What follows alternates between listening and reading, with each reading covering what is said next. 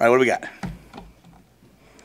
Where are you guys at this point this with camp? And how beneficial was it to have really almost a fourth week of full camp? Yeah, this was the same schedule we had in 2019. Last year obviously we had, it was different. So when I was at Baylor, we had the same. So I've been able to go back and reference that. It's been really beneficial. You don't get this time when the year comes. When you're getting ready for a game week, you might get a 45-minute offensive and defensive meeting to put the game plan in on a Tuesday. A 45-minute meeting on Wednesday. So to have a lot of time is really vital. And we've tried to keep it fresh. There's times where we'll let them go early. There's times where the coaches need some time to game plan. We've had speakers come in. Tonight's the talent show, so tonight will be make fun of Coach Rhule night. I've told them that'll directly affect how tonight goes will directly affect the schedule on Sunday. So we'll see how tame they are. But I think it's been great. It's what we need. We have a very old team and a very young team at the same time. When I'm up there talking to the team, sometimes it's like I'm talking to two different teams. I'm talking to these guys down here, and I'm like, right, Giff, right, Deshaun, okay. No, all right, guys, now listen in the back. So it's really two teams, and which is fun. So it's been a good time. Along those lines, is there anything in this setting you would say that you like in particular in terms of intangibles of this team? This team? I think this team has all the intangibles. At least certainly the veterans guys do. The veteran guys respect the process, and they respect the day-to-day work. So much to me of being a great football team is being in the moment and maximizing every day and every opportunity. The process is not the schedule. It's this mindset of, hey, we're going to dominate the things that we can attack, that we can control. And we have guys who work. Every day I get into it with Ed Foley because, Johnny Bullock or Tommy Hill's running down on scout kickoff, and he's like, Matt, I tell them not to, but they jump in and they run down, and so we have just such a tremendous work ethic with our veteran guys. Our younger guys, it's a work in progress, right? Which it should be, right? They're young, so but they certainly have all of the football character and football integrity they need to learn from is right in that room. I'll give you an example. It's hard to have a great team when you have entitlement. And when you have a lot of great players who've always gotten things, they sometimes they expect things, right? So you have a kid like Brian Buschini, who's is going to be a 3-year starter here. Would that be correct? 3-year starter. He's I think an excellent punter. And you got Nayor in 18. You got Prince Will in 18. You got Buschini in 18. And so say to Nayor, hey, you're the last guy here. What number do you want? And Nayor's like, Coach. He tells Garrett, Coach, I'll wear 99 if you guys need me to. And I love these numbers, but I'll wear 99. I come out yesterday. He's in 18. Prince Will's in 18. I look over. Brian's in 13. Brian's like, whatever the team needs. So that might seem like a little thing, but it's not to me. And so I love that character, that integrity, making it more than just about myself. Our older guys, they don't have main character syndrome. They don't think everything's about them. So that should allow us to have a pretty selfless team out there. Hey, Coach, last weekend you kind of challenged your players and your coaches, saying they're on the cusp of being a really good team and challenging the coaches to watch film. How have you seen that response in the last week of camp? Yeah, and when I said that last week, I think that's right where you're supposed to be. I don't think we can say we're a really good team until we prove it. I do like the way we've worked this week. I thought this was this was a challenging week. Week 3 is the highest volume week. This was week 4, and so sometimes people can start to let up, but I didn't sense any let up this week. We'll see how the mock game goes tomorrow.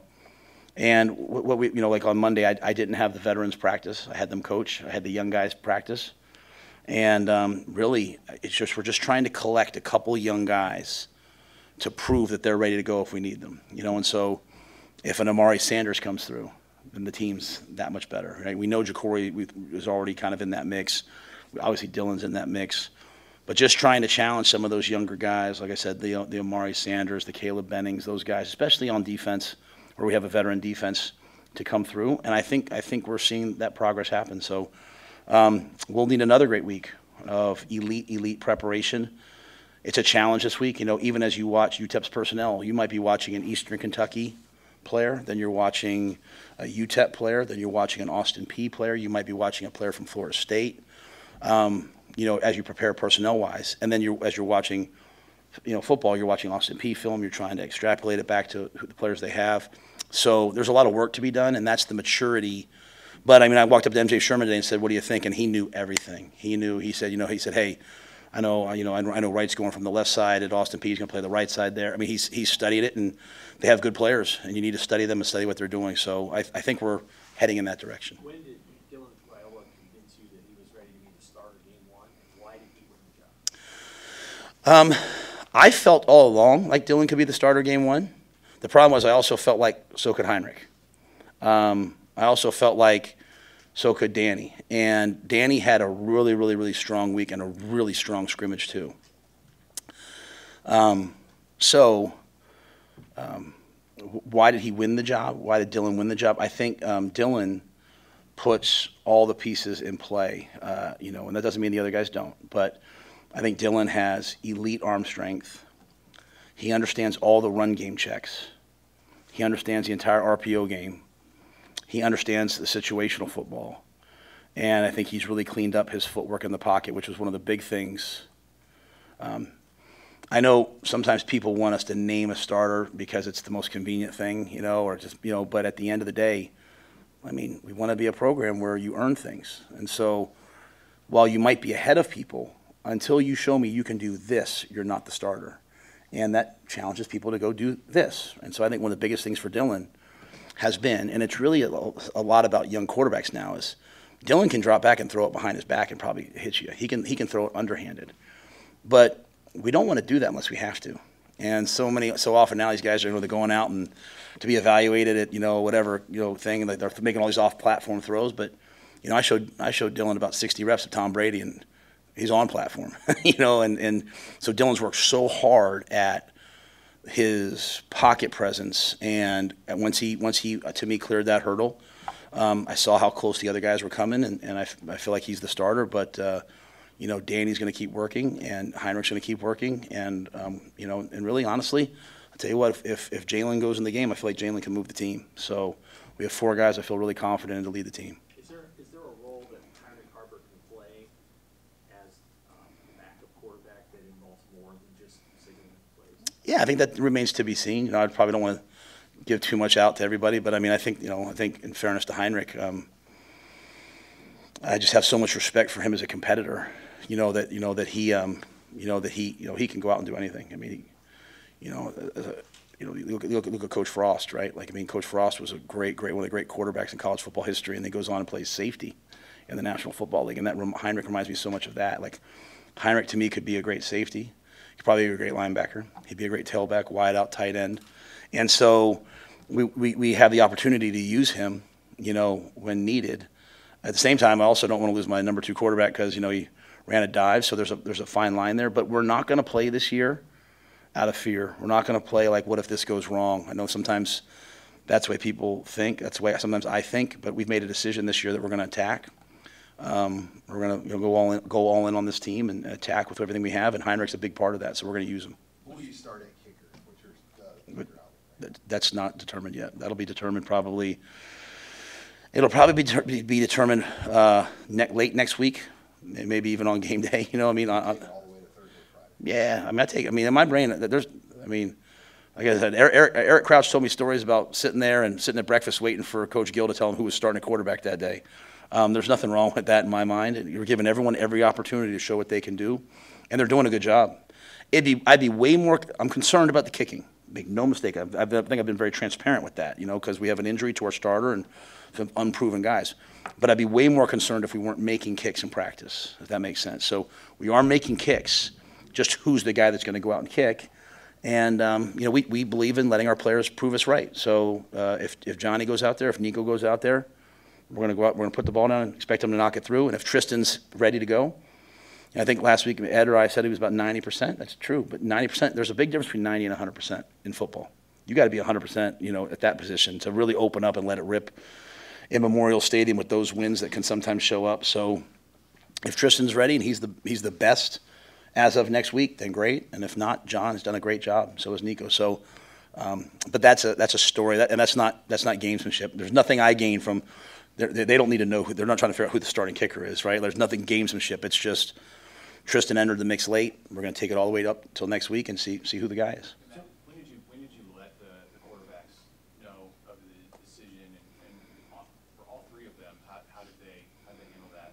The morning that we released it, yeah, I brought Heinrich in first, talked to him. I brought Danny in next, talked to him, and walking off the field, I told Dylan that, hey, we just released a graphic that you're the starter. Yeah, I mean, so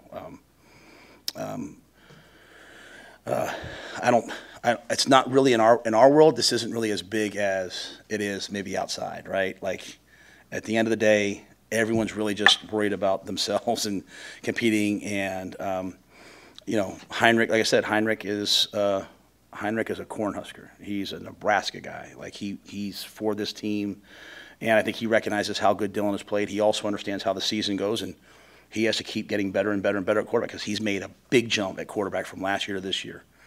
And we can win with him. And he also wants to have another role, so we'll have that ready for him too. And then Danny, I think Danny sees how good he's gotten. And I think Danny recognizes the future he's going to have. So he's just saying, you know, he had said to me earlier in the week, I just take every rep and I'm trying to get myself ready. If you ever need me, I'm ready to go. So we have great character in that room. Is Heinrich clear number 2 right now?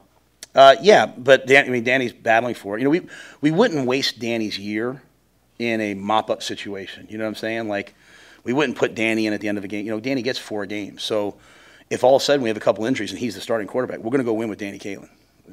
Make no mistake about it. We're going to go win with Daniel. But we're not going to put him in to hand the ball off for no reason, right, and burn a game. So he's preparing.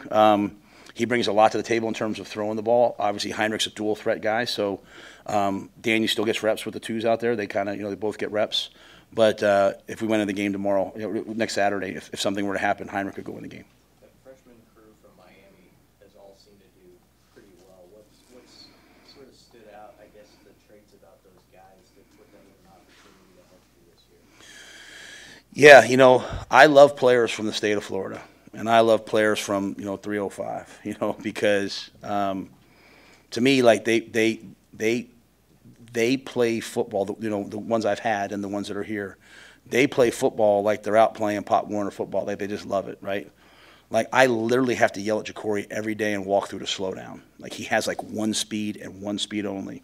A lot of other players I have to say, hey, pick it up, go faster. But there's one speed for Ja'Cory Barney. And I think you get the same thing from, you know, a lot of the other guys too. So, you know, they love to play. They love to compete. The guys we have, they're not entitled. They're very humble. They're grateful, and they just work. I mean, they work. Amari works. You know, V9 works. He tries to get better and better and better. And so, I think when you work like that, obviously they're freshmen. The first game will probably be, but like the game's not too big for them because, I mean, they've played. You know, they've been playing in big games since they were this big. You know, and you know if you know what youth football is like down in that area, it's elite. But they're just great competitors from great families and. We're blessed to have them all. Hey, Coach, you got fan day tomorrow. What's that day mean to you, and any weird things you've signed in the past?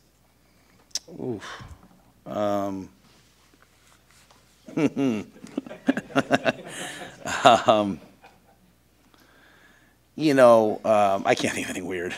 I mean, I can, but I think the one unique thing sometimes is that sometimes people will, you know, I've been honored. I'll say that I've had people, you know, whose fathers passed away, and they've brought me like a flag from them being in the military. They'll sit in my office, so sometimes I mean this. I'm like honored with what it means to be the head coach at the University of Nebraska and how much that means to people. And so, I mean, they told me, you know, there's 900 kids signed up, you know, for me to sign stuff for. And obviously, I love kids, and you know, we do all the pictures of all the kids at youth camp. It's about 1,000 pictures a day, and we love it. You know, we want those kids growing up to be Huskers, and so Fan Day is great. It's great for our players to recognize all the people that are there for them. It's a big day tomorrow. You know, it's a mock game for us. It's the Boneyard Bash. You know, all the students come out, the freshmen. You know, for me, it takes on a special meaning in that, you know, my son is a freshman here now. I mean, moved in the dorm the other day. Like I can see the anticipation for that. So Fan Day. Boneyard Bash. I think it's a really special day for us to reconnect with everyone kind of at the end of camp. You know, it's great that we have a chance to share Fan Day with the volleyball team. You know, I have so much respect for them. I have 2 girls in my house that live and die with what those guys do.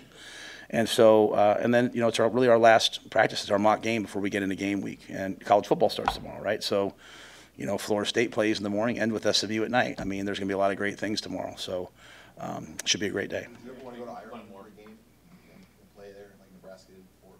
Yeah, I would love to go overseas. When I was at Baylor, I kept trying to get us to have a game in Mexico. You know, I kept saying like, hey, let's play a game down there. You know, I like neutral site games. Like, you know, when we I was one of the guys pushing for when we played in Cincinnati in a couple of years and playing them in Indy. I think when you're playing non-conference games and you can play them at neutral sites, that's interesting. Especially, you know, it's a kind of a cheat code for us because we can Nebraska, you know, Husker Nation will turn a neutral site into a home site. So I think it's really powerful for us. But I'd love to have the opportunity to take our guys overseas and experience that, and I think we'd make it fun as long as we have a bye the next week. But yeah, I would be into that. You know, I think when I got here, there was sort of we were kind of putting up, you know, when I walked in, there was a lot of things. You know, I got asked about the alternate uniforms. It was kind of like, hey, we're moving away from alternate uniforms. Hey, we're moving away from overseas trips. There were a lot of things that were kind of being directed, and that's fine. I don't care about those things. My job is to rebuild the team, rebuild the roster. I mean, you start getting worried about too many other things, and you don't really do your job, and so I focus on that. But if an opportunity came, I would certainly do that for our guys. You know, Trev flew me and Julie out here to see Nebraska, and then we went home, and Julie and I were like, hey, no momentum. Let's go make a decision. And we went to Ireland just to get away, just her and I, and we got off the plane, and there was this 200-foot Husker helmet, and I was like, it's a sign from God. All right, let's go to Nebraska. So, but I do think I think with a brand like ours, we when we go different places, right?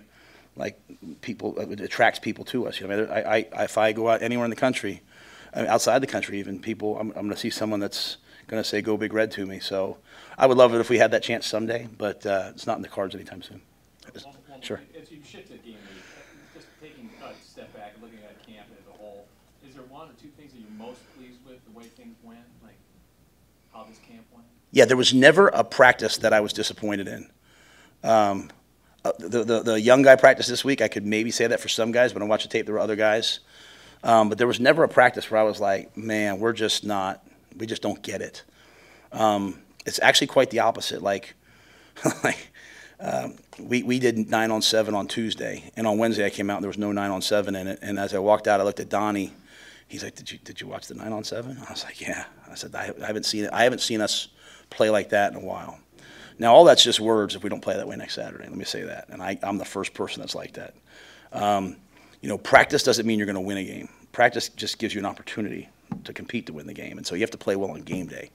But there's just never been like a lull in terms of that. And then we've had very few distractions. You know, we've had very few issues. You know, we've had a couple, which you're going to have on a team, but we've had very few distractions. And for by and large, you know, other than Teddy's injury and Roger's injury, we've come out of things pretty healthy. Anyone else? Why did that 9-7 make a big impression? Why did the 9-on-7 make a big impression? We were just so physical. Like we were just so physical. It was good on good. You know, we call it, you know, black on black, and it was just it was physical at a level that like in week 4 of training camp, sometimes guys aren't willing to go to anymore because they start saying, hey, the game's 14 days out, you know, and I mean, really the last scrimmage and then that Tuesday. I mean, there was a play last week where like Micah and Ben were just like pushing someone and like laying out to push them, and Nash got knocked down, and he spun up and he got up off the ground, he laid out on top of somebody. It's just the way we want to play football. Like when we play next Saturday, people won't, I mean, I want to win the game, don't get me wrong. I want to be happy in the locker room. But contentment will come from the film and the way we play. It will not come from the scoreboard. And so there's a way that we want to play. And I just loved the way 9-on-7 looked on Tuesday. And I loved the way some of the scrimmage reps looked. And so hopefully we carry it over next week. All right, thanks, guys.